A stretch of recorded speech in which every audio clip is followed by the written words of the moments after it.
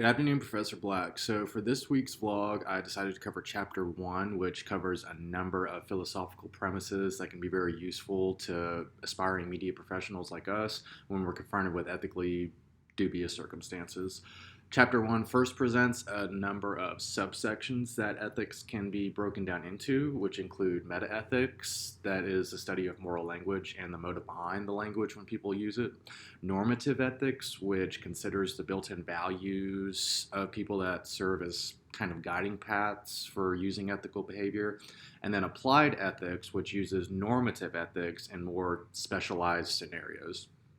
Now, ethics in the media profession didn't happen at the very start of mass communications. It was actually quite the opposite. At the turn of the 20th century, numerous media professions, from advertising to broadcasting, they realized that a common code of ethics was necessary to instruct agents of these professions on how they should conduct themselves when faced with scenarios that go against their moral compass. Excuse me. This code of ethics was constructed through basically careful consideration of numerous historic philosophers such as Socrates, Plato, and Kant, among others.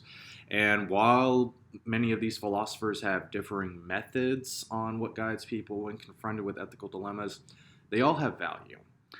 Socrates applies a more optimistic view of people's actions, suggesting that individuals apply social responsibility to their dilemmas.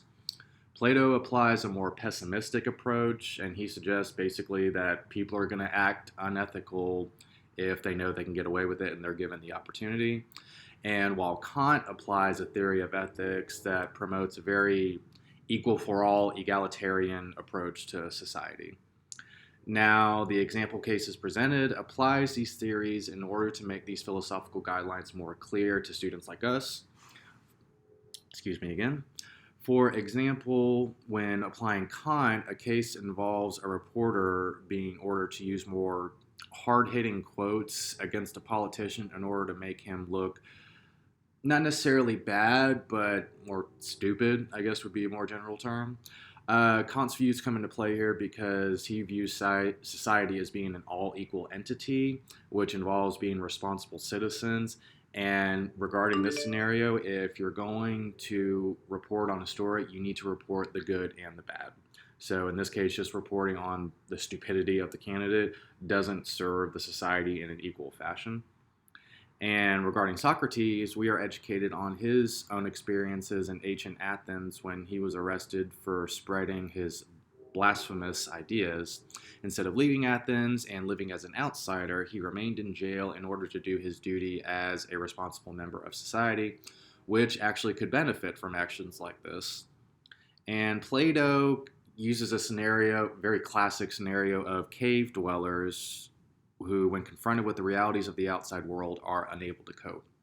With all these mentioned approaches and a few others listed in the chapter this week, I was able to gauge my own values, not just as a media professional, but as a human being.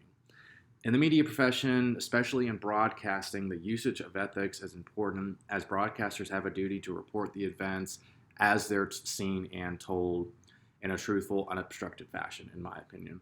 As I hope to enter this career, while the methods mentioned in this chapter may be collectively contradictive in my opinion, they all serve as important tools to gauge how one would adapt to morally ambiguous situations.